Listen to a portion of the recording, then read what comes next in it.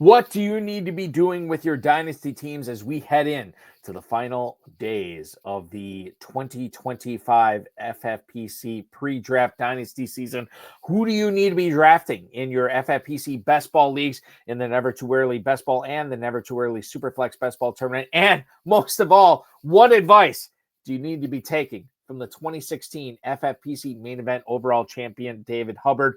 I'm Eric Balkman. Ferrell Elliott is here. David Hubbard will be joining us shortly. Stick around. Your high-stakes fantasy football hour starts now. Can't stand the pressure. I've seen greater men than need a lesson. Broadcast live and heard around the world, you are now watching the most entertaining hour of radio on the planet. Welcome to the High Stakes Fantasy Football Hour presented by myffpc.com with your hosts Eric Balkman and Ferrell Elliott. The High Stakes Fantasy Football Hour is your home for analysis from the best players in the world. And now, because no one else was available, here are Eric Balkman and Ferrell Elliott. Solace in the scripture. Are we not all our father's sons? I became a man. Nobody ever told me what a man was. Thank you for all of you Ferrelliacs and Balkaholics watching this from around the world on the stream tonight and downloading and listening wherever you are.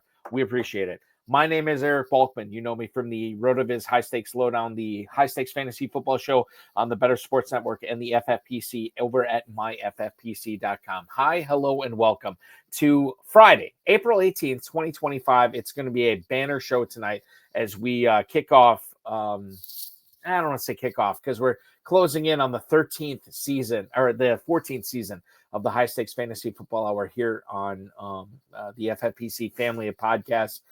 It's been quite a ride, and we have well over 1,000 podcasts under tow, and we are trying to figure out the best way to equip you guys for your rookie drafts, your dynasty drafts, your dynasty startup drafts, your redraft leagues, which are going to be starting up here shortly, as well as the KFFSC leagues you are in as well. Speaking of the KFFSC, why not bring in the master of the KFFSC ceremonies, the definitive commissioner of fantasy football?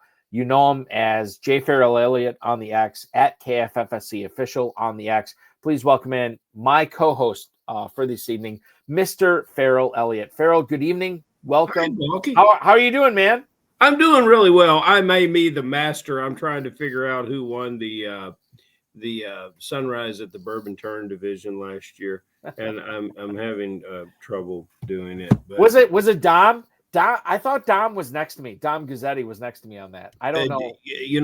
Dom may have it. Not only does the winner of that league get the great respect of all the competitors, a wonderful championship trophy, but each year he will get a bourbon, a bottle from the Blyer Brothers Bourbon Company, signed by Rocky Blyer, a wonderful, beautiful bottle, and a great collector's item. And we'll have another one coming from my associate Luke Blyer, who'll be joining us live at the draft, and he'll bring another bottle of bourbon down for this year's winner. And it's interesting, Balky, that's our 7:30 a.m. Sunday, and it's always the first to sell out. You know, the thing is with Luke and Rocky Blyer, Ferrell, Rocky Blyer, it's a painstaking process for me anytime I promote anything regarding Rocky Blyer, because he hails from the great city in Northeast Wisconsin, Appleton, Wisconsin, which is my hometown. I love it. Wonderful connectivity. Yes, exactly. And I was I'm starting the show a little bit late tonight because I was in Green Bay earlier this evening earlier this afternoon, trying to plot out, because I'm going to be broadcasting live from the NFL draft for a lot of my shows next week up there. And I'm trying to figure out the best way home and trying to figure out, it doesn't matter. So what I want to bring up is Rocky Blyer is from Appleton, but Rocky Blyer played football for my arch rival. I went to Fox Valley Lutheran High School in Appleton, Wisconsin. Rocky Blyer was Appleton Xavier Catholic School Yes, in Appleton, Wisconsin. So it's a weird thing for me, man. I still hold Rocky Bleier in high regard, but at the same time, like this guy was like battling against my uncles, my cousins. You know, it's wild, man. Still waters run deep, don't they, Balky? They do. And listen, if I ever met, I'm a big fanboy. And when I'm broadcasting live at the NFL Draft in Green Bay coming up next week, if Rocky is around, I will definitely have him on my show because I would love to bring that to everybody. I want to bring everybody into what we're talking about tonight on the High Stakes Fantasy Football Hour on the FFPC Family and Podcast. Holy cow, Ferrell. We are less than a week away from finding out, you know, you and I have been talking about all these rookies and not only all these rookies, but all these veterans that are going to be affected by how these rookies are drafted over the course of 3 days here in Northeast Wisconsin. For the last 3 months, and now we're finally coming to a head on this. Yeah. It's going to be compelling. It's going to be unbelievable. We have Travis Hunter, a player that has, you know, we've never seen before in the NFL. We've seen versions of him, but we've never seen anybody like him before. We have an underwhelming quarterback class. We have an underwhelming wide receiver class. We have an amazing tight end class. We have an amazing running back class. And I think that's what I want to lead in with you tonight. The FFPC Never Too Early Best Ball tournaments are almost full. In fact, they might be full. I have to load it up right now, but they're very, very close from being full. The orphans for the FFPC probably already taken. We have startup drafts starting at $100 and going up.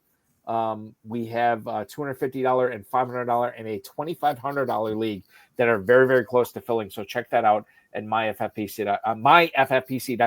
And the Big Gorilla Tournament over at myffpc.com, $1 million grand prize, including but not limited to a 4-person jungle safari if you get in on hitting that 7th pick 5 times in a row with the 7 Bananas promo. The early Rampage promo is live right now. So if you are playing in the FFPC Big Gorilla Tournament and you join right now, you are basically getting in the Big Gorilla and the early Rampage tournament, 2 tournaments for the price of 1 entry fee. myffpc.com is where to go for that. I hope I win that safari because I'm going to turn it in and convert it to a trip to Detroit to see my pal Bill Hollywood. Bill Hollywood was on the FFPC High Stakes Fantasy Football Show on the Better Sports Network last night. And Dom Gazzetti was in the chat room as well, Ferrell, our good buddy. And Bill said, hey, why don't you join that the KFFSC slow main event? And that would get us down to 6. And Dom said, okay, I will. And he's in. Dom is in. Bill Hollywood is in. Yours truly is in. The first KFFSC slow main event of the year. Check that out at kffsc.com. I am itching to draft, and you should be too. So join that kffsc.com. You can draft against Dom, Bill, myself, and a bunch of other luminaries here. Before we get into David Hubbard, the 2016 FFPC main event champion, I want to talk about some of the things that are going around the NFL right now, included but not limited to Ashton Genty. Jonathan Jones, who covers the NFL for CBSSports.com, Ferrell, reporting that, quote, plenty around the league strongly believe the Raiders, and I have to bring my chain out for this since we're talking Raiders. The Las Vegas Raiders have fallen in love with Boise State running back Ashton Genty. Jonathan Jones from CBS Sports, again, as I quoted earlier, the quote here from Jones is, one executive from an AFC team went so far as to say it's a foregone conclusion that Las Vegas will take Ashton Genty with the number 6 pick. It would not qualify as a surprise that Pete Carroll is looking for his Marshawn Lynch, and he probably has found him in Ashton Genty out of Boise State. The running back room in Las Vegas, Ferrell, as you can probably attest to, it's not great. And it probably has been a lot better over the course of the years. But Ashton Genty, if he is added to this room, if he is added as the bell cow for not only the 2025 season and beyond. Holy cow, that would be tremendous, and it'd be tremendous for dynasty teams as well. If Ashton Genty is picked by the Raiders at 6, is he the 101 for you in rookie dynasty drafts? Oh, I think he is no matter where he lands, but he'll be a 101 almost everywhere. 80% maybe, do you think? 80%, that high? You put him back there with a veteran like Mostert, that's a good combination of what, you would think, well, Mostert will come in and be a change of pace, a good catch back. But there's plenty of room for them. Akin to what you might see at the Ravens with number 43, that's Justice Hill, and of course our beloved Derrick Henry. What do you make of Derrick Henry in Baltimore, Ferrell? Like, I don't have this on the sheet, but I think it's compelling because he is 31 years old. He's been awesome, obviously, but with a strong running back class here, and with Baltimore focusing in on that running back position, trying to find maybe not necessarily the next Derrick Henry, but the next guy that can take over for him. I think it's been not talked about enough, but that running back position for Baltimore, this is interesting as we, again, not look at the end of the first round, but the end of the second round, the third round, or whatever. Whoever the Ravens draft at running back on day 2, this is right up there with the best, landing spots with anybody as far as running backs go in the 2025 NFL draft. I think it's a good opportunity if you wanted to bring along a player. I think that team has done well in the draft. They draft for specific need, and they draft players that fit their style, which is a little different from what you see from teams across the league. As if the Ravens the Ravens have always had a unique way to handle the combine, and the numbers mean different things to them than they mean to most people. So they're always the most intriguing team, or one of the most intriguing teams in the draft. I think if you do anything to take the ball out of Derrick Henry's hands, you're being foolish. But that being said, they've always got the big running back, the big fullback that I like there, close to a 300-pound bowling ball. They've got Justice Hill, who we talked about previously. It'd be a hard way for a draft pick to get in and contribute very much, but Balky, it is a 53-man roster with 48 of them active, so we'll see. I think if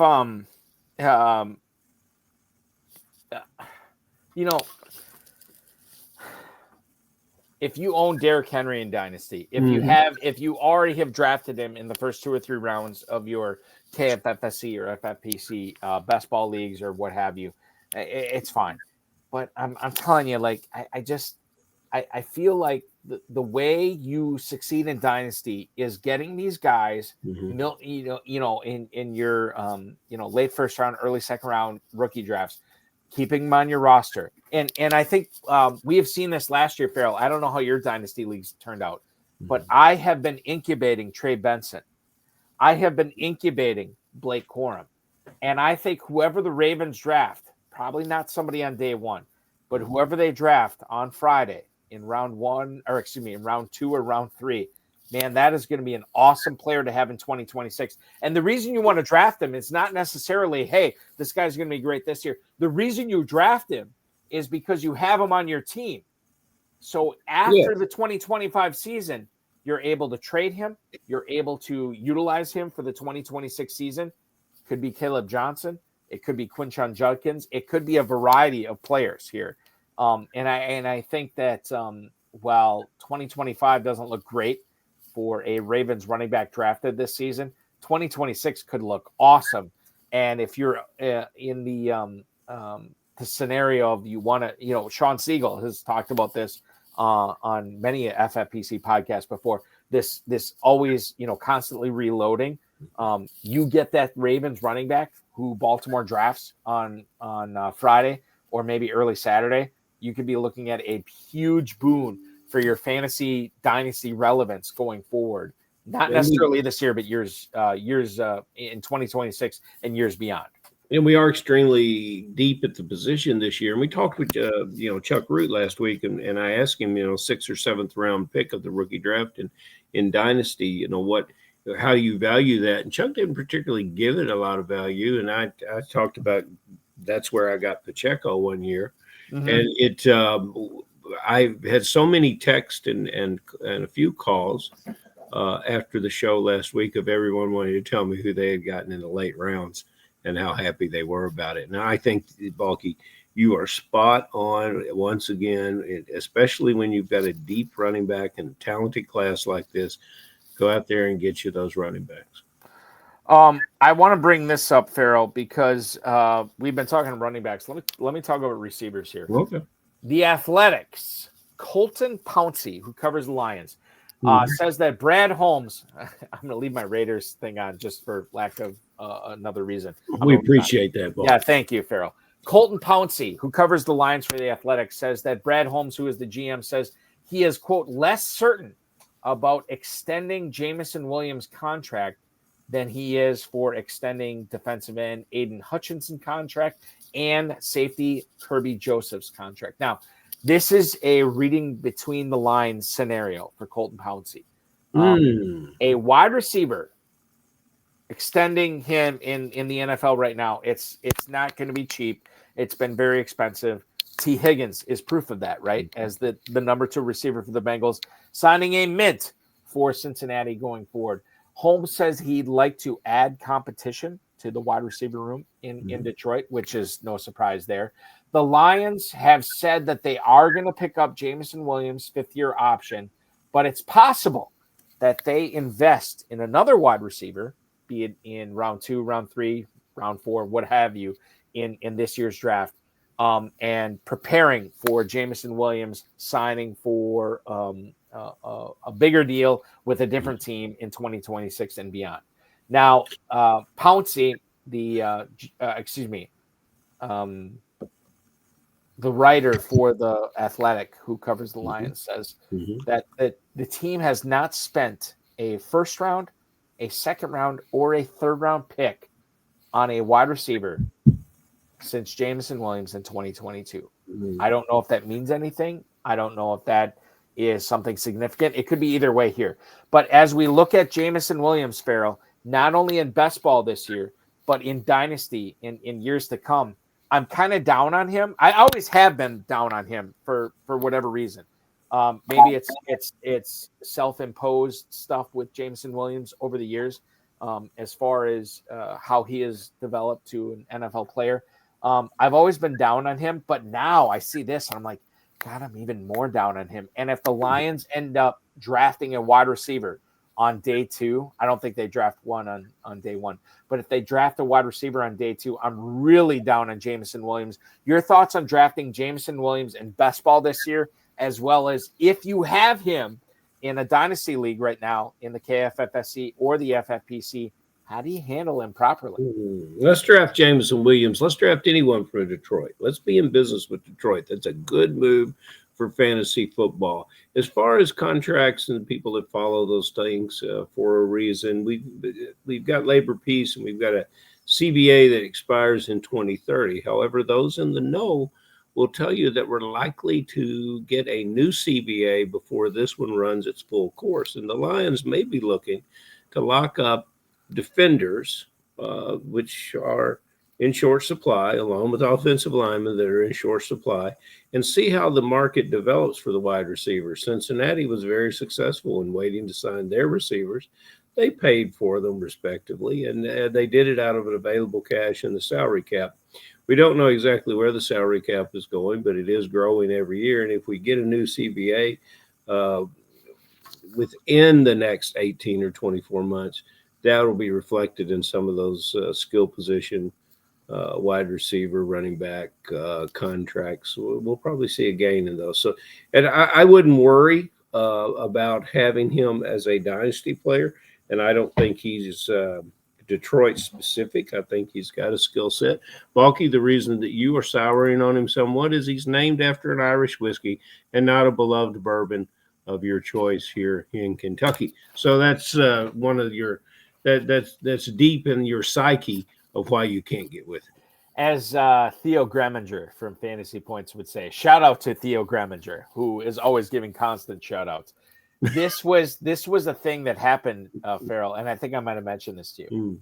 Theo and many others 2 years ago were definitely in on Jameson Williams, and they said, how can we, and I might have mentioned this on the show before, and I apologize if I have. It's like a rerun. Right, exactly. But they said, how can we reference Jameson Williams on our podcast without people like knowing who we're talking about? So they had to come up with a nickname for him. Yeah. Whiskey Bill.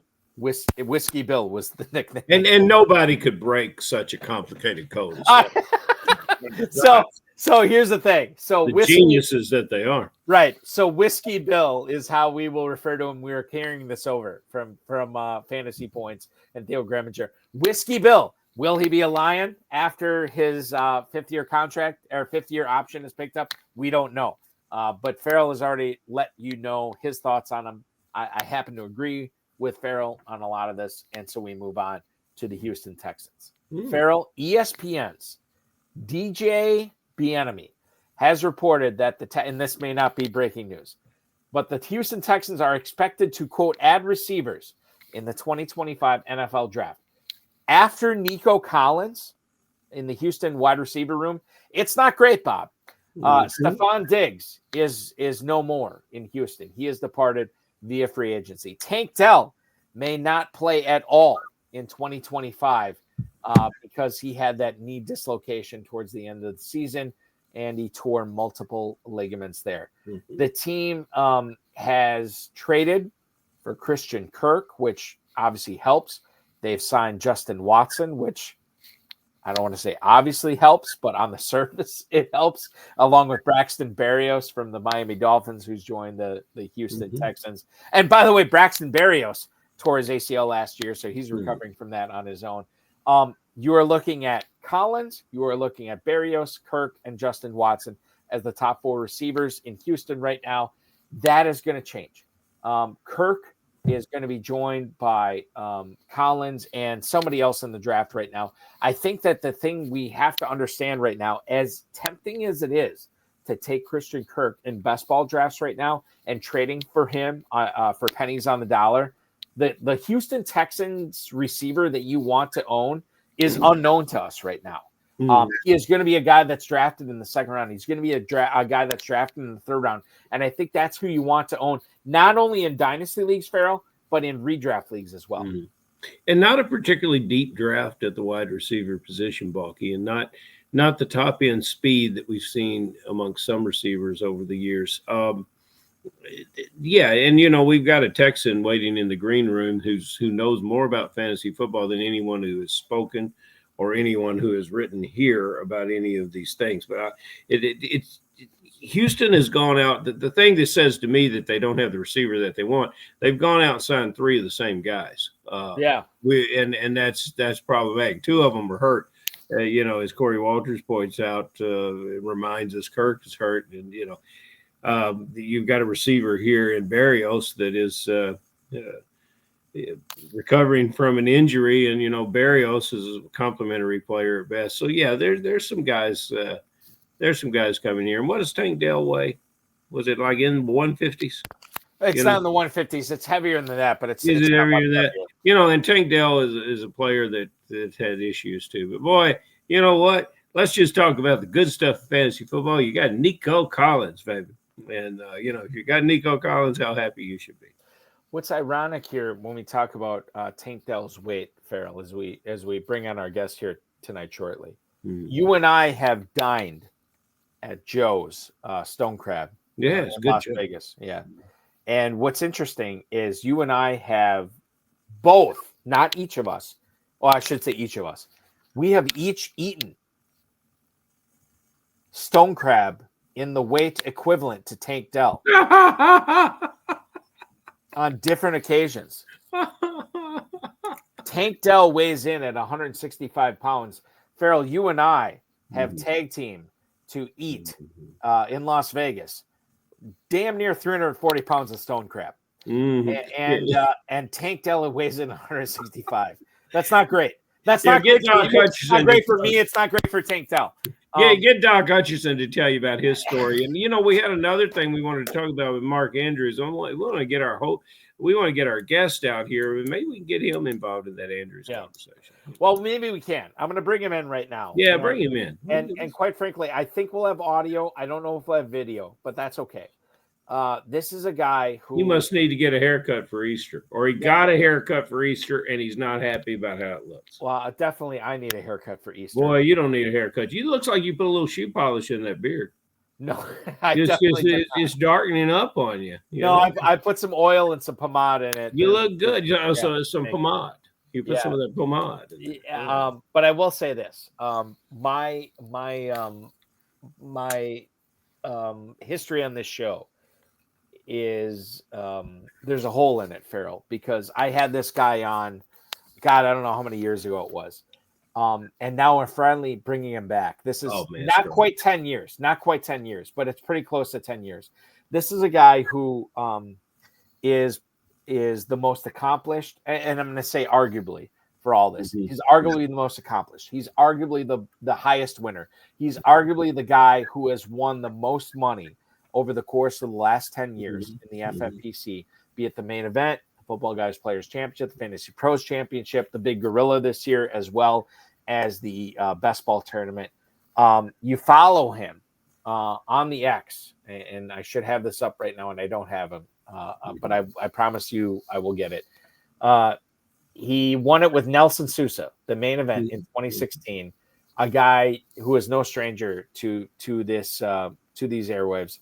He is David Hubbard, and I'm trying to bring him on right now, and I am having some problems right now trying to bring him on. It's a beautiful introduction. I know it's a beautiful introduction, and it's kind of like when Carson would introduce Sinatra, and he wouldn't quit talking about him. It was like, "What do you say?" And then he would say all these things, and all of them are true. The thing I love about Hubbard, he'll saddle up to me in Las Vegas, and he'll always say something that makes you feel really good about yourself. And I think he's a great ambassador for the hobby, and availability is his greatest ability. And he's just he's just the same guy with all guys. I really do enjoy him. All right, so he's muted too. Yeah, he's muted, and I'm trying to unmute him right now. And this is he just needs to reach out there and hit that little. There he is. Okay, so we got Dan. There he is. Oh my God, David Hubbard, ladies and gentlemen. Welcome aboard, my friend. Happy April to you. Good evening, David. What's been up with you? What's going on? Good. Hey, Bucky. Sorry about the delay. I couldn't figure this thing out. I've used StreamYard before, but for whatever reason, it was taking me through all kinds of hoops, and I couldn't get on here. Hey, Ferrell, how you doing? Good to see you, brother. I'm running a little late too. My wife had me feeding cows and donkeys and chickens tonight, and I couldn't get through with the chores in time to get here on time. But I made it. Listen, you a gentleman farmer. Yes, sir. He and Pittman. Yeah. One of the reasons I love him so much. You are too kind. Like a lot of people who have seen you in the draft rooms, David, with the Best Ball Tournament, the Big Gorilla or whatever.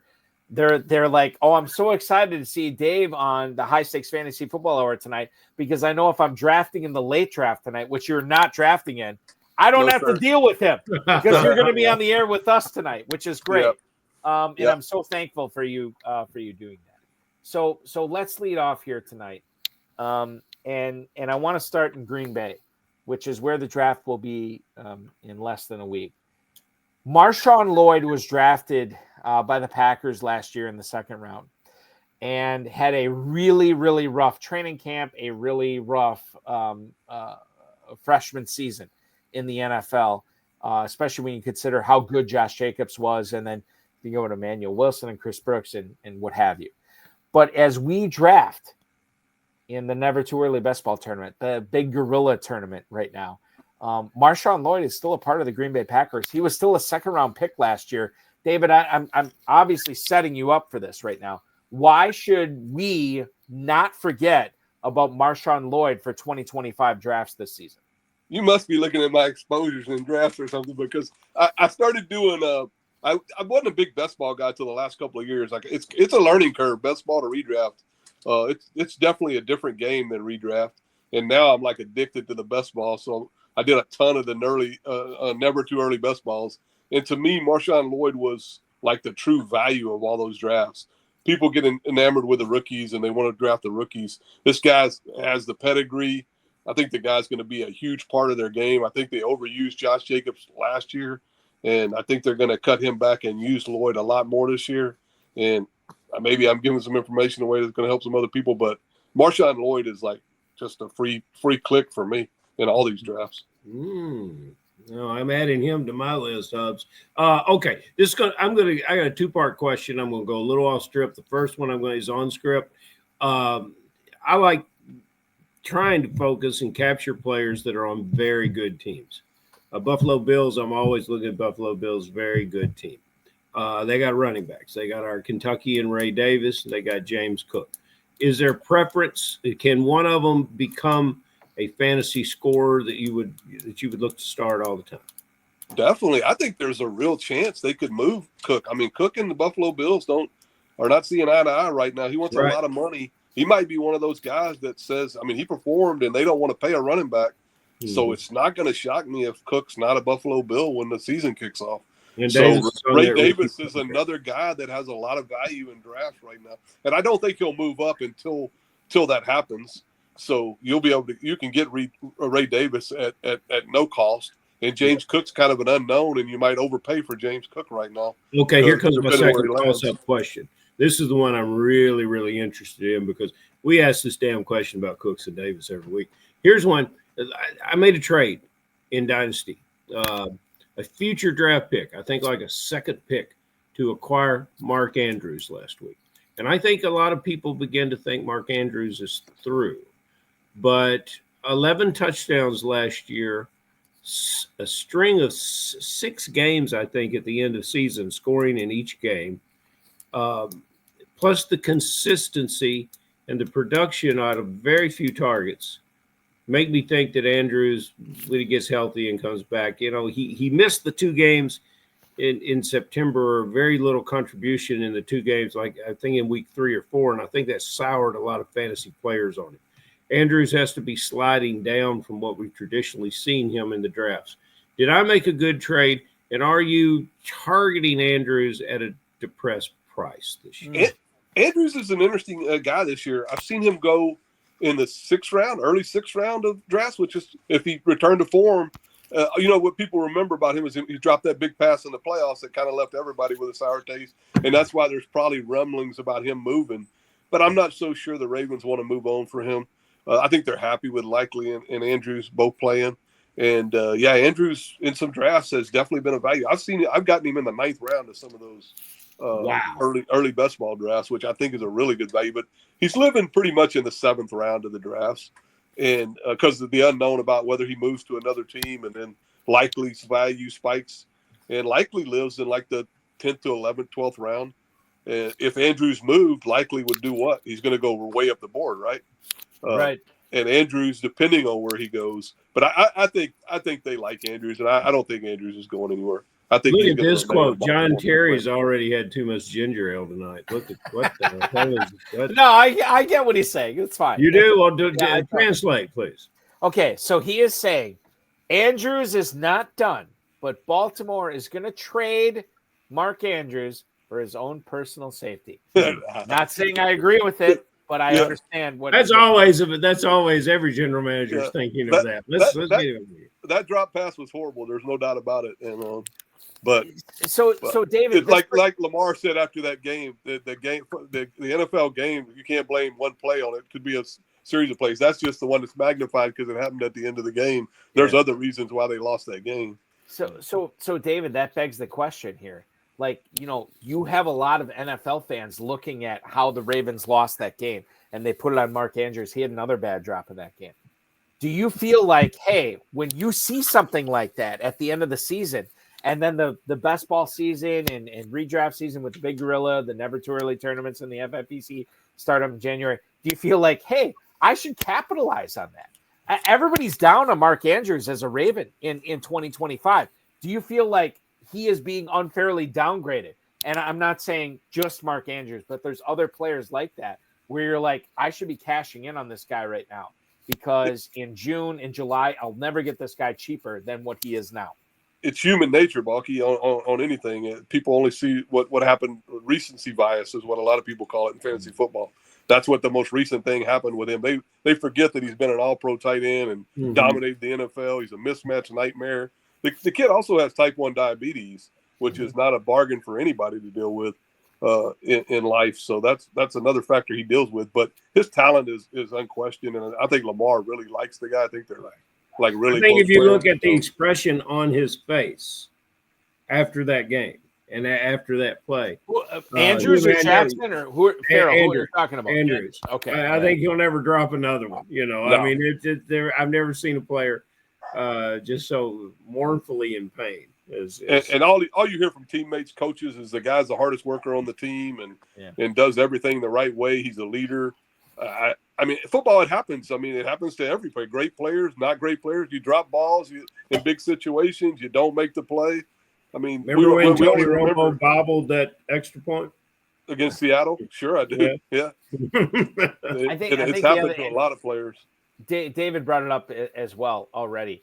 This is a guy who's already had to battle through so much, being a type 1 diabetes guy with Mark Andrews. Like, you're going to tell me that guy who's had to outwork everybody through high school, through college, the pros, like, this is not going to ring true harder than it would with another random wide receiver, random tight end. Like, he's not just going to give up. He's going to work harder because of that. And I think that bodes well for him. Whether it's on Baltimore this year or if they move on from him and they trade him to somebody else, I'm still dialed in on Mark Andrews for sure. No matter. I think Baltimore would have to get a sweet deal for them to move him.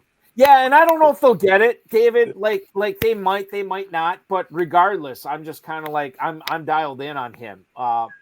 Whoever he is playing for in 2025, I like it. The AFC is where the Ravens are, and it's where the Dolphins are as well. And that's my next question here. Jalen Wright is a player that I drafted on a few of my dynasty leagues. I have him on a few of my best ball leagues so far this year. And I'm playing devil's advocate a little bit here, Mr. Hubbard, and to get your thoughts on Jalen Wright.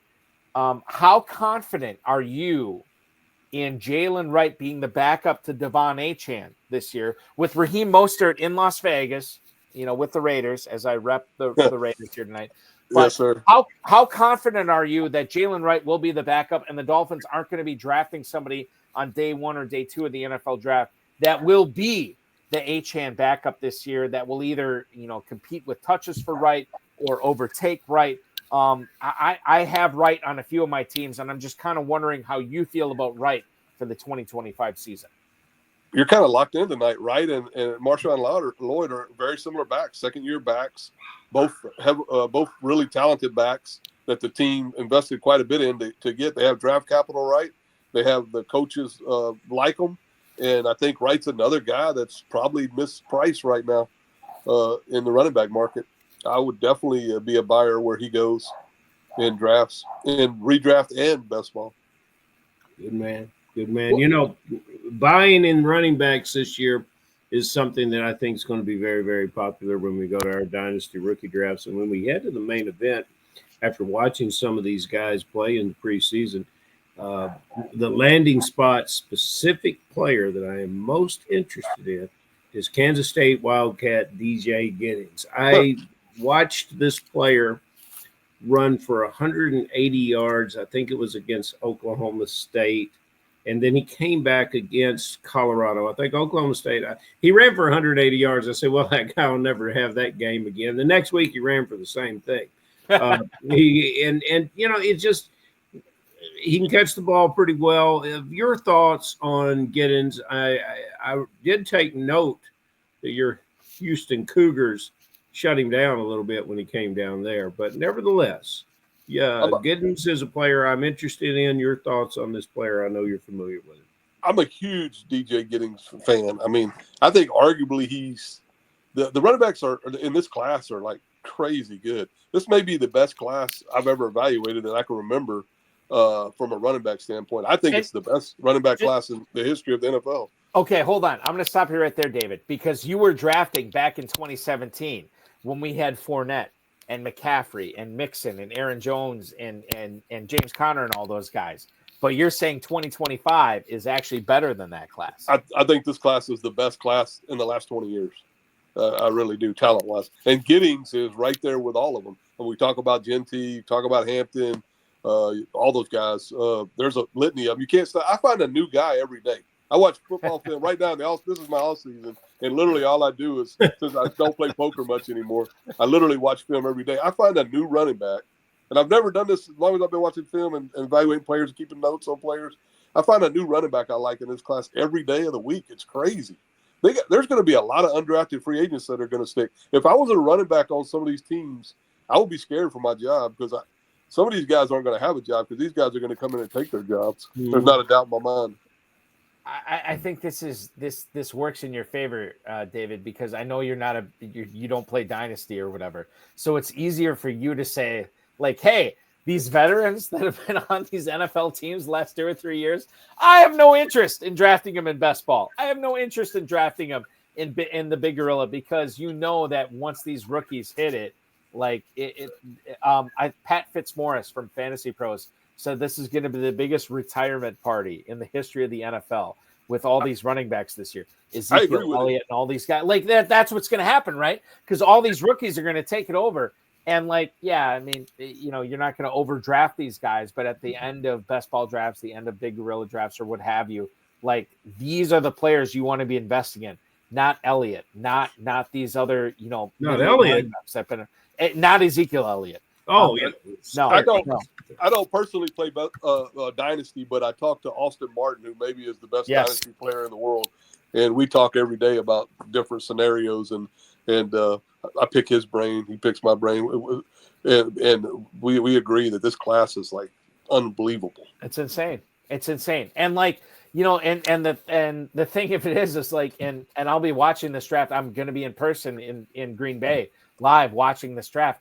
I don't know how good these running backs are going to be because some of them are going to be drafted in the 4th round, the 5th round, and they could be the backups to whatever team drafts them because that's how good this class is going to be in 2025. To your point, Ferrell, DJ Giddens, 187 yards against Oklahoma State this past year. The very next week against the Fightin' Sanders of the Colorado Buffaloes went for 182 yards. He tacked on 3+ 100-yard rushing performances over the course of the remainder of the season. 21 catches over the course of the season. Doesn't matter for me. I am team DJ Giddens with David Hubbard as well. I think this is a guy that you're going to want on your dynasty teams. It's a guy you're going to want on your best ball teams as well. His vision and acceleration once he gets past the first level is like terrific. Long speed. I mean, we saw Genty and all that, but you hadn't seen a lot of DJ Giddens highlights. Sit and watch some tape on him for a few minutes, and if you like running backs, you're going to fall in love with that kid. I just feel like it's all about athleticism. When you get into round 2 and round 3, like give me the guys who have the talent that cannot be coached, right? Devin Neal is a good example of this. Devin Neal, I feel like, okay, well, you can work with him to a certain point, but at a certain point, his athleticism limitations will probably warrant him being a round 3, round 4 pick in your dynasty draft or a late round pick in your best ball draft. DJ Giddens, that's a guy who can be coached up because he's got the natural talent. Give me the guys with the explosion, the speed, everything like that, what Giddens has. Bashal Tootin is another guy. And Brashard Smith is another guy I really like. And I think that those are the people that we need to be paying attention to. If you want to win your best ball leagues, your dynasty leagues, those are the running backs I'd be concentrating on. Okay, let's move to wide receiver here, David. DK Metcalf is no longer a Seattle Seahawk. He is going to be a member of the Pittsburgh Steelers. Whether that's catching balls from Mason Rudolph or Aaron Rodgers or Terry Bradshaw, I have no idea at this point right now. But how does DK Metcalf's presence in Pittsburgh affect George Pickens? How have you been handling Pickens in your best ball and big gorilla drafts right now with the FFPC? Yeah, the problem with Pickens and Metcalf is the unknown, right? We don't know who the quarterback's going to be. The offensive coordinator is an issue. They both have. I mean, you can't question the talent. The talent's there. They can beat anybody one-on-one in one-on-one matchups. So I think if they get the right quarterback, there are two guys that are reasonably priced in these drafts right now. Pickens is probably underpriced. DK's probably about right where he's priced. Maybe he has room for some upside, but it's going to depend on who lands at quarterback there. And then you have to overcome the Arthur Smith play calling. But if the right quarterback gets there, maybe that helps. We'll see. But I think both guys are reasonably priced in drafts right now. You know, we're talking about these prices, Balky, and we're 40-something minutes into the show, and we haven't said one thing about Mojo and where some of these guys are. Oh, yeah. Would you mind going to Mr. Armani's service and looking up something for me from the Never Too Early? Yeah, absolutely. So I would like to know about the aging Tyreek Hill. Yep. And the non-productive Jalen Waddle. So I think, and Dave, my opinion on Waddle has been, I got this one right. Now, watch people drafting him all the time. And 50-something catches last year, and he got most of them in 2 games and 2 touchdowns. The year before, 4 touchdowns. The question I was going to ask you, does he have a bounce back year? I don't think a bounce back year is in him. And even if he does, he's not, even if he were to have a bounce back to the previous year's numbers, those aren't numbers that are going to excite me. So I made my mind up on Waddle. I don't know about Hill, 31, but still such a special athlete. And then there's the quarterback issues. Balky, you got draft spots on these guys? I do, yeah, absolutely. In the FFPC Never Too Early Best Ball Tournament, ADP, which we're going to cite Fantasy Mojo analytics on this. FantasyMojo.com at FantasyMojo on the X, the godfather of the FFPC Pros versus Shows Challenge. If you are playing in the FFPC, highly recommend you get a subscription to FantasyMojo.com to set yourself apart from everybody else drafting in the FFPC. Tyreek Hill in the Never Too Early Best Ball Tournament over the last week has been going as wide receiver 15, Ferrell. He is going on average at the 306. Now, Jalen Waddle, you have to go all the way down to wide receiver 33 at the 608. This is Chris Olave, Jordan Addison, Jerry Jeudy territory. So Waddle going way later. You're looking at 3+ rounds later than Tyreek Hill here. But 5 rounds ahead of Pittman. Just want to throw that in there. 5 rounds ahead of Pittman. Waddle, who oftentimes doesn't necessarily play. He's been hurt. He's had some injuries. I remind everyone that Pittman played last year with a broken back. Everyone says that injuries hurt. But enough about Pittman. Dave, I think Hill might be right. Waddle, a single-digit draft pick for this player. I think he ought to be a 12th rounder. It depends to me on Waddle. Waddle has the talent. If there's a lot of noise about Tariq maybe moving on too. So if Tariq moved on, Waddle would go up the board. There's no doubt about it, because then he would be the number 1 there, and they would feature him more. The problem with Waddle is he disappears in some games like you're talking about. And then back to the one great thing about this year in drafting, Ferrell's going to be able to own all the Michael Pittman he wants, because Pittman is he's forgotten. I'm running him down, man. He's going to be my 18th round wonder. And Dave, when you come to Kentucky this year, though, you will have every year, but I haven't made it yet. You will have. I got to tell a story, Bob, because we're going to go over anyway. Dave is committed to coming. This might have been 23, I think. No, 22. 22. And then Houston had the weather, the hurricane, the August hurricane, and I called to check on how he was doing. He says, "I'm fine, but this is what it looks like to my house." And the telephone poles were like this. They were almost, it was just, and I said, I'll be damned. We're gonna miss that Hubbard again. But this is your year, Dave. Here's your year. I was just in Houston, enjoyed a nonstop flight from Houston to Louisville. I was here before I ever, quick flight. Yeah, it's an easy flight. This is your year, sir. All right, I'll be there, Ferrell. All Thank right. you, sir. So Did you hear that commitment, Balky? I heard it. And I'm noting it here. Note it. 10:55 Eastern Time. Yeah, we got on it. April I tell 18th, you. 2025. Man, this is my year, 2025. All right. Let me tell you. So I want to get the input is pouring in on YouTube right now, David, and I want to get to as much of this as we can. I don't know if you have thought on this, but Rubio, my good buddy, he wants to know, what are your thoughts on Lamb freaking Larrison? Lamb Larrison is a running back that, and listen, if you're not playing in Dynasty, maybe you don't care about him. If you're playing in best ball, maybe you care about him a little. I don't have strong thoughts on this guy. I know that he is building up a following for late in best ball drafts and late in Dynasty rookie drafts.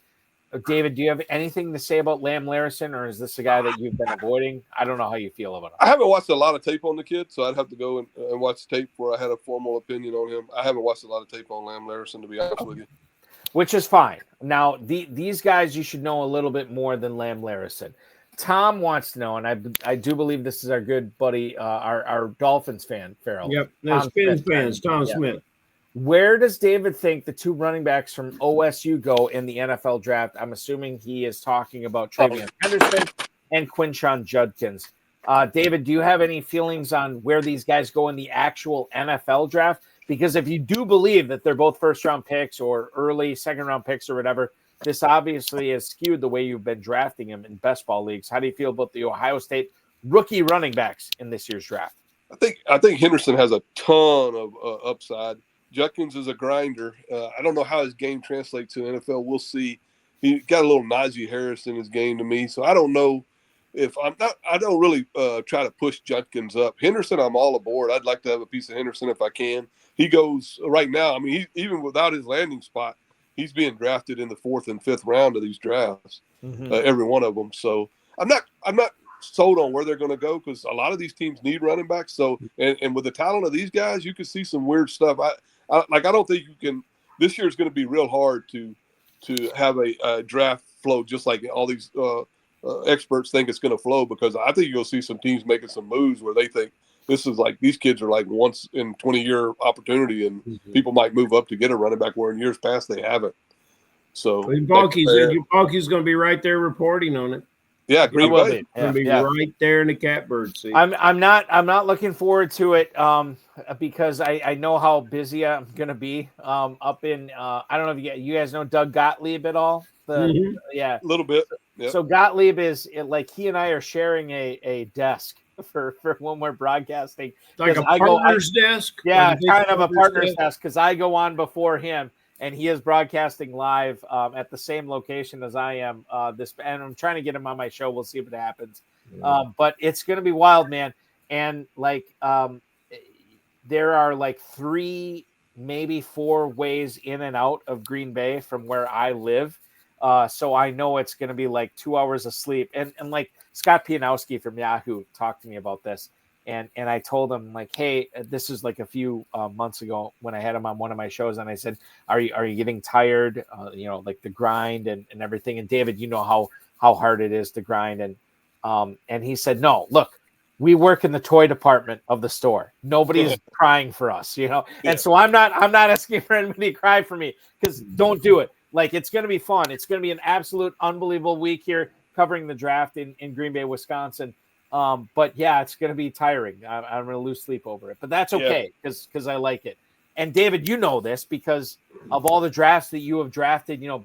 Throw back to January when you've been drafting, and going forward to August and September. You know how hard it is, but at the same time, you have help, and this is what makes it worthwhile: is having all these teams, all these pokers in the fire to try to translate all this hard work from a little spark to a massive bonfire that can win you a 7-figure grand prize.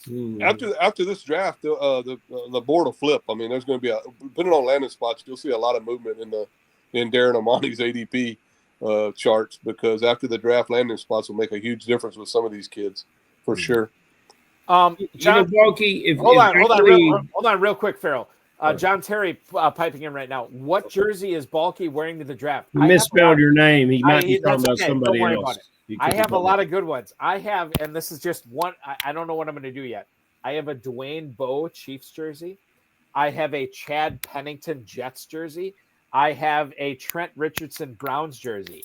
I don't know what I'm going to do yet, but all those are in play right now, and I'm looking forward to trying to figure out what I'm going to do for the draft next week in Green Bay. Go ahead, my friend. I think you should show up in a Milwaukee Brewer jersey. Nobody's going to appreciate that. That would be your thing. And then if Gottlieb were to see any of your work, he might ask for a different show schedule. He might not want to follow you. It's very possible. So that's all I'm saying. You know, that happens in the music business all the time. I'm not going on after that. Thank you. I want to bring up the Jets here, David, with Justin Fields now as the quarterback over Aaron Rodgers, over Zach Wilson, over Chad Pennington. Everybody that they had over the last 10, 15, 20 years there. Justin Fields brings up a unique proposition at the quarterback position here, for lack of a better term, for what he can do personally as a fantasy quarterback for you in best ball and dynasty. But what I want to focus in on is what he is going to do for Garrett Wilson, his former collegiate teammate at Ohio State. How good or how bad, or what is going to be the Justin Fields effect on Garrett Wilson this season? I really like Fields for Wilson. Their history going back to college. Fields, DJ Moore's best year was with Justin Fields. So Justin Fields kind of gets a bad rap. And personally, I'm rooting for the Jets. My best friend who goes out with me to draft some of these teams is a huge Jets fan. Lonnie, I think you met her out there, and she's just a diehard Jets fan. So I'm hoping Justin Fields reaches his ceiling with the Jets, and I think he has a chance to. I think he hurts Breece Hall a little bit. I don't know what I mean, there's a lot of noise about the Jets going to like a 3 running back rotation with Breece and Braylon Allen and Isaiah Davis. So I think Fields will hurt all those guys, but I think he's going to help Garrett Wilson reach his. I think Garrett Wilson may have his best year ever as a pro this year. That's cool. I am not against that, and I could totally see that. David, as long as you brought up Breece Hall, running back 12 in the FFPC Never Too Early Best Ball Tournament right now. He is going at the 304 behind Kendra Miller. No, that's not accurate at all. Hold on. Let me sort this properly. Kendra Miller is definitely going after Breece Hall. Yeah, he goes way after. Yes, thank you. But Breece Hall is going after Bucky Irving. He's going after Josh Jacobs. He's going after Kyron Williams. He is going before James Cook, Omarion Hampton, and Chase Brown. Your thoughts on Breece Hall right now, based on what you just shared with us, knowing that there's a possibility this could be a 3-way share in the backfield. How do you handle Breece Hall at running back 12 at the 304 in the best ball tournament? I was a huge Breece Hall fan when he first came out of college, but there's something to it, I think, with the coaches. And then the Isaiah Davis kid impressed me last year. And then Braylon had a good stretch, but then he went away. He's a big kid, so I could see them spread the ball around because Breece was banged up. And if you're really honest with yourself, I had a lot of Breece Hall. Breece Hall didn't look right for periods of the year. He broke a couple of long runs, and it looked like he had a plow he was pulling behind him. So I don't know if that was from the knee. He wasn't fully recovered from that, or maybe he never fully recovers and is the same back he was. So there might be something to that noise, and all the drafters are buying into that noise because he's going way lower than what you would think Breece Hall should go in drafts. And he continues to move down the board. I mean, I've seen him in drafts go 3.9, 3.10 in some drafts, in these best ball drafts. So, yeah, if you are a Breece Hall believer, you can definitely get some reasonable prices on Breece Hall right now. Pull in the plow, Balky. There's a KFFSC team name for you. He looked like he was definitely pulling the plow at times. Who's your friend? Is the Jets fan? Lottie Huey. Lottie and Phil Huey. She's married to Phil, and they come draft with me on all. I've met these guys. We shout out, Balky. You mentioned shout outs early in the show. Shout out to our beloved friend Leroy Corson and his recovery from surgery, which has been successful, and he is resting right now. So shout out to Leroy. Absolutely, answers to our prayers. We should get Lottie and a Jets fan. and Leroy together, and they can talk about Aaron Rodgers. Now, that would be great. So I got to talk about something, and I don't know why. It's strange we keep talking about Strange. This tight end from Jacksonville, just because Ingram has moved on, I guess, this conversation keeps coming up. And I think he is, he was a late second-round draft pick. The guy is, I think it's important to note that everyone who drafted him in the second round of Jacksonville is now either working somewhere else or looking for a job. And I think he's a pretty good football player. He enters his third year, caught 40 balls last year. There's nothing that makes me believe that this player is going to help us win in the FFPC. Am I wrong, right, or is it still to be determined? He definitely could help you win. The way he's priced, he definitely could. He has value for sure. He goes 12th, 13th round, 14th round of a lot of these drafts. And the kid flashed. I like big athletic tight ends like him, and now he has no competition unless they add a tight end. He has zero competition for targets. It's him and Brian Thomas' show right now. I remember him from the combine. He did look athletic, but he did not look fast. Yeah, but he showed he has football speed. He separated from a lot of linebackers last year, and if you go back and watch the games, he definitely is a problem against linebackers. It is no longer Strange, Balky, that we will continue to discuss Strange with his price. If he was like a 6th or 7th rounder, then maybe, but he's a 12th, 13th, 14th rounder at every draft. Balky, who's going around him? For Brenton Strange, you're talking about? Yeah, because in the 6th round you can still get Ferguson, right? Or even later. Ferguson goes 8th, 9th round in the. I think that's a steal. I think there's a real tight end. So Strange, there's a glut of tight ends going around Strange right now, and I'm talking about the Never Too Early best ball tournament. But you're looking at Brenton Strange as a 1209 pick, which is basically the same ADP as Hunter Henry, but right before Strange. Less than a half round before him, Cole Kmet, Pat Freiermuth, right? So you're looking at Kmet, Freiermuth, Strange, and Henry all in the 12th round, right? Mm-hmm. If you go ahead of that, Goddard and Likely are in the 11th round. If you go behind that, Gesicki and Ertz and K. Dotton are in the 13th round, right? Mm-hmm. So that's the range you're looking at with Strange. But with Strange, I think is interesting is like he's got the pedigree and if you look at what Jacksonville has done or what they have not done with Trevor Lawrence, I think there's a lot to like about Strange here for fantasy purposes. This is not some 6th round schlub that is just a blocking tight end. Mm. He's got the chops that kept him ahead of Tyler Warren, that kept him ahead of Theo Johnson, right, in at Penn State.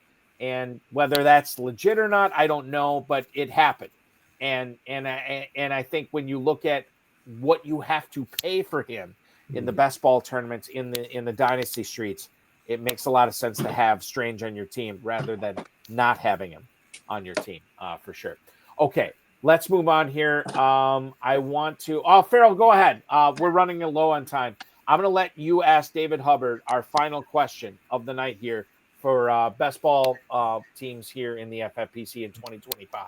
Best ball teams, Dave. You say you've been doing a lot of them. We're going to invite you to do some in Kentucky too. But don't forget the big gorilla and all this good stuff. You got to get in all that stuff. But let me ask you something. It's a player. We talked about a lot of players. You got to give me a fresh one, a guy that you're really, really targeting this year, and another guy that you are avoiding. That would be my Jalen Waddle. I'm avoiding Jalen Waddle. So who's the guy that you're avoiding? I'm not avoiding Jalen Waddle, but I know that. We previously talked about that, but I'm saying somebody that you just don't like at his price. I would have to say Aaron Jones. Older running back. I can't stay healthy. I just don't want to pay any kind of price for him this year. I'd rather with the running back market, I think I can get better outs, is what I call them, than relying on him to get me to the promised land. I don't think he's going to get a lot of teams to the promised land, so I would have to say Aaron Jones. And to add to that, I've always been Aaron Jones' truther when he first came out, but he's long in the tooth now, and I'm not a big fan of long in the tooth running back. Derrick Henry's kind of somehow avoided that. I don't know, he's just a freak of nature. But most running backs. Well, he's a freak of hard work. Yeah. I'll say he's a freak of hard work. All right. Well, who is the guy? Who just when you mentioned this guy is going to shoot up the draft board, so I think it might be unfair. Are you talking about early rounds or middle rounds? I don't care. No, it's just a guy that you got to have wherever you're going to have. Because I'll be 18th round rolls around, I'll be drafting Pittman. That's my guy. Yeah, a guy that you have to have. I'll go with the homer. I mean, the obvious pick for me is Brian Thomas. If I had to, if I want to play, that's who I would want to have. If I could do a draft and that he's the guy that I believe in the most. So I would say Brian Thomas. I know it's a kind of a layup, but if you're asking me who I would move up the board, it'd be Brian Thomas. I can understand that. So I just want to just go back to the Jordan Mason thing. The Vikings received the 187th overall pick, which is in the 6th round this year, and they sent a 5th round pick to the Niners. And a 2026 6th round pick, which is fine, whatever. But then the fact that the Vikings inked Mason to an extension, to me is alarms are going off. Like they understand that part of the reason, and this is probably my Packers bias showing, but part of the reason that Aaron Jones was so successful in Green Bay was that he was never the man. Never the man for all those great Packers teams, and so while this is like, oh God, this sucks for Aaron Jones. Maybe in the short term it's not that great, or excuse me, maybe in the short term it's good, it's fine, it doesn't affect it, but in the long term it's not great. I understand the fact that this will help Jones stay healthy, and he's going to be on the field more, but he's got to like he's still got to avoid injury, and he. This seems like obvious when I'm saying he's never been as old as he is this year, right? Time only goes in one direction. Yep. And so when you have the Vikings committing the way that they have to Jordan Mason, I think that you have to rein back your Aaron Jones love. And I'm speaking to all the viewers tonight. I think that as much as you loved him over the course of his career, this is the year that you got to think about, like, okay, what I have enjoyed with Aaron Jones on my fantasy team may not happen this year. And how good did Mason look with the 49ers? I mean, it was awesome. He was awesome. He was fantastic. And I don't see any reason why that shouldn't continue in Minnesota this year. I think they're going to address offensive line. They already have addressed offensive line and free agency. In the draft, I think they're going to do that as well. So that's going to help Jordan Mason for sure. David, my God, this has been so good tonight. I enjoyed it. So glad to have you on.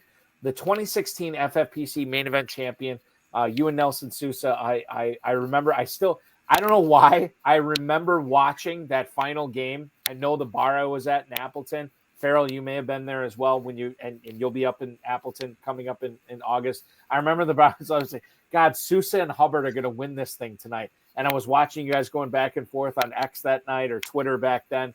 And I was like, this is amazing. Like we're witnessing history here. And you have had a lot of success since then. And who knows, maybe this will continue in 2025, where you win the Big Gorilla, or you win the main event, or you win the best ball tournament. I know you get a lot of skin in the game there. Thank you so much for hopping aboard tonight and sharing your insight in how you've been building all your teams so far. We will continue to keep tabs on everything you've been doing throughout the season. Enjoy the draft next week. Enjoy drafting season as we go up until early September with the FFPC. Thank you so much again for carving out some time for us tonight, man. Yes, sir. Thank you, Barky. Good seeing you, Ferrell. Take care, here, brother. That is David Hubbard. Thank you. David, joining us tonight, David Hubbard, the 2016 FFPC Main Event champion, along with Nelson Sousa, hanging out with us tonight. What a treat, Ferrell. It was great. And, you and Dave have something in common. He's been carrying around Sousa with him for years, and you do the same thing for me. So it's fantastic. That is not. This is very much the truth. And it's wonderful. He reminds me, like he gave up secrets tonight of what he does. Yeah. And so it reminds me of the old Bear Bryant quote. He'll take his and beat yours, and he'll take yours and beat his. So, it's just, It's just and I'm so glad that he made a public announcement that he was coming to Kentucky this year, and he's a busy man. I won't hold him to it, but I think we got our best shot ever. As long as it doesn't blow his damn telephone poles crooked again, we'll be all right. I'll never forget that picture. You know, it was wild. Some of the stuff that's been going on in Southern Texas is is great. crazy. So, number one, I want to say this before anybody starts frying us on X. David did not carry Nelson. Oh yeah, he did. No. Ferrell. I told Nelson this, and he agreed with me. Well, no, he did. I don't know, but I told him that. Nelson. I told him that, and then I quickly headed to the bar. Nelson Sousa is a friend of mine. He's an incredibly accomplished player on his own or with players. Like I think Nelson. I think the world of Nelson. It's just like me. I'm faking it. You know, in your shadow, I can fake it and get by. People say nice things. You know, it's great. I couldn't even find the "I got 5 on it" button. You know, I get it. You know, I mean, come on. Now listen. I want Ferrell is being very kind. He's being very self-deprecating tonight. Ferrell is an incredibly talented fantasy football player. No. He is an incredibly talented host of this show, as is Nelson Sousa, not only hosting his own shows and you know, chiming in on everything high stakes fantasy football. He is an incredibly talented player when it comes to Nelson's show is about cooking, isn't it? I know it is not. No, and I want this out on the record right now that I am a big believer in Nelson Sousa and David Hubbard as equals, as well as Ferrell Elliott, which they're a great partnership, and it goes further than those two. It's a consortium of fantasy talent. And I kid the Nelson, but there's more truth in my evaluation of you carrying me. Well, listen, I don't subscribe to that as well, Ferrell. I wonder if Nelson tuned in tonight. He might have. I wish he would. I wish he would come on. We got to get him back on the show. He's been on the show a couple of times. We got to get him back on the show. Now, Ferrell, last night, and I know we're running short on time, I did the High Stakes Fantasy Football Show on the Bear Sports Network. Our mutual friends, Bill Hollywood and Dominic Guzzetti, were on this show. Or they weren't on the show, but they were in the chat room for it. And Bill said, "Hey, Dom, this main event with Kentucky, the training camp division. We got 7 teams left in this. Why don't you sign up for it?" And I chimed in on the chat when we were doing the show last night. I said, "Hey, I'm in that division." And Dom's like, "All right, what the heck? Might as well." And I look at it right now, Ferrell. We're down to 5 teams in that. Wow. It is the power of bulky persuasion. Well, I wouldn't say it was the power of Bill Hollywood persuasion. Well, Bill Hollywood doesn't think that. He's a straw that stirs the drink. He is the straw that stirs the drink. So we're looking at this right now. This is the first, Ferrell, slow draft for the main event for Kentucky this season. So not only am I in this, but you're looking at Dom Guzzetti, who is in this, Bill Hollywood, who is in this, former guest of this show, Fran Shinnick is in this, Biplab Mandel is in this as well, and some other people I'm not familiar with, but that's okay. But we got 5 teams left in this, so I would encourage anybody who is looking for some skin in game in the the KFFSC main event to join that right now at kffsc.com. Now the other thing, step on in there. There you go. Now the other thing I want to bring up tonight is this a first of its kind? The KFFSC Best Ball Tournament? Is this the first year we've ever had this before? We've always had it in managed teams, but this is our Sweet 16, 96 teams, $10,000 grand prize, $300 entry.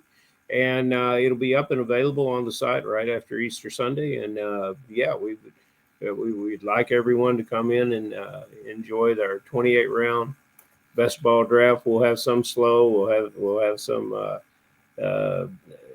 live online drafts. It'll be great. So check that out. This is going to be going live this coming week. I will be in the first 2. This is the bourbon old fashioned division, and I'll also be in the Ferrell, remind me again. I think you signed up for the Always Dreaming division. Always Dreaming. Even though they're not posted yet, I got some people calling in. No. saying, I'm already in. I'm already in. The Always Dreaming and the Bourbon Old Fashioned divisions for that KFFSC best ball tournament. I will be in those. I'll be starting with those. If you want to compete against me, sign up at kffsc.com. Now, I'll also bring this up, and I want to turn this into a KFFSC podcast. Let's face it kind of is, which is good. The KFFSC Draft Master I'm already in right now. I'm having a blast drafting there. There is a KFFSC Draft Master 2, just $39. Sign up for that right now. We got Ralph Chavon in that. Scott Christian is in that. James Hicks. Winker will be participating in that as well. Mark Moyer, our good buddy Mark Moyer, who's been on this show before, he's in that as well. KFFSC.com is where to sign up for that. A good warm-up for the KFFSC Best Ball Tournament, which will be starting up after Easter. And then, obviously, the main event's going on right now. KFFSC.com, whether you want to draft online with me, whether you want to draft live with me, I'll be there in Louisville as well. KFFSC.com is where to go for that. Ferrell, thank you so much for hanging out. A very happy Easter with you, Thank you. And we will be back live with you this coming Wednesday, the night before the NFL draft. Can't wait for that. See you then, buddy. That is Ferrell Elliott, the definitive commissioner of fantasy football. KFFSC.com is where to sign up for all those leagues. I got to check to see if I'm up in some of these slow drafts with the KFFSC. You can also play the FFPC best ball tournament, never too early best ball tournament. We are looking at 90% plus full of those tournaments, and they will cut off this coming Thursday if they're still open. We may fill up by then. $40,000 grand prize, $10,000 grand prize. Sign up at myffpc.com. I believe, and I'm going to look this up right now, just to make sure I'm not speaking out of my own rear end.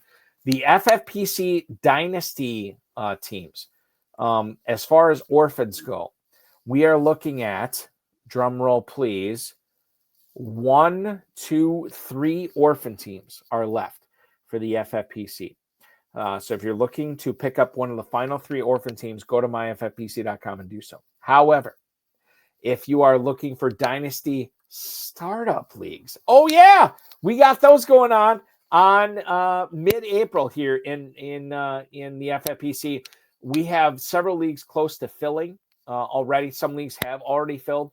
As far as the Dynasty Leagues go, you're looking at 3 teams left in the 250 Standard Dynasty 411. That starts Monday, April 28th at 9:30 Eastern Time. We also have 6 teams available in the $500 Superflex Dynasty League. That will start at 10 a.m. Eastern Time on Monday, April 28th. And for you high rollers out there, the $2,500 Superflex RotoViz Triflex Dynasty League number 14, 6-hour slow timer, starts May 10th at noon Eastern Time. 5 teams left in that, as well as a ton of other teams available at myffpc.com as far as Dynasty Startups. Okay, so there you go on that. The Big Gorilla Tournament filling up each and every day. Get in now, and you'll be entered into the Early Rampage Tournament.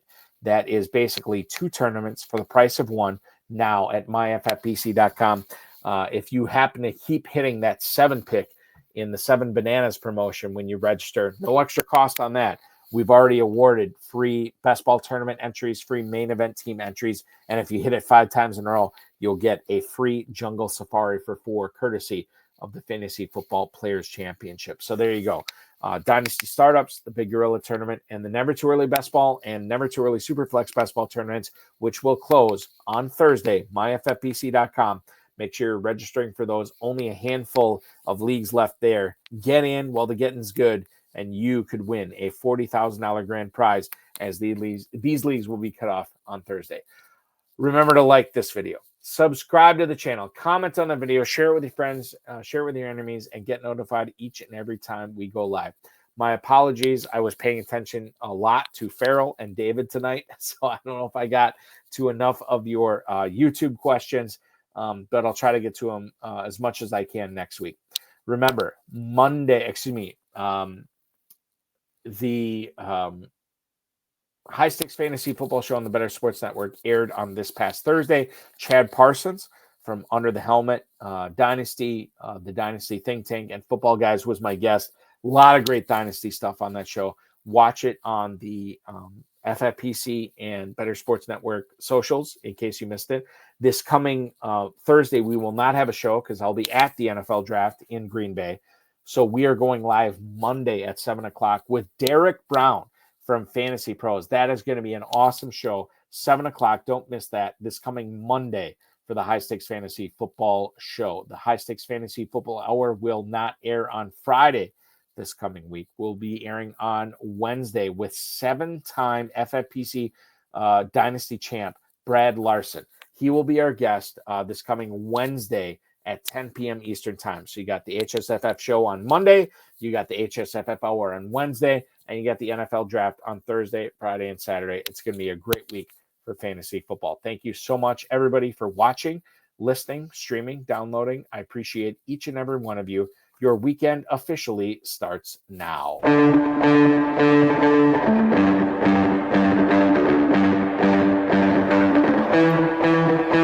This has been another episode of the High Stakes Fantasy Football Hour presented by myffpc.com. It was broadcast live and was watched around the world. Balky and Ferrell will be back next week with more analysis, more interviews, and more advice from guests much smarter than they are. Thanks for watching, and we'll talk with you again next week.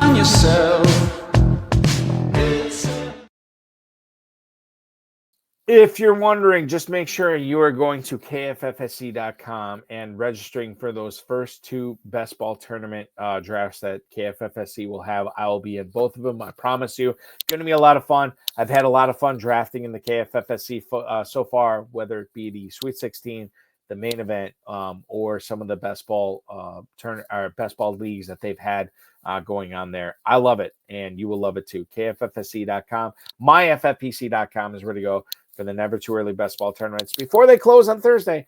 And of course, Dynasty Orphans, Dynasty Startups, and the Big Gorilla Tournament over at myffpc.com.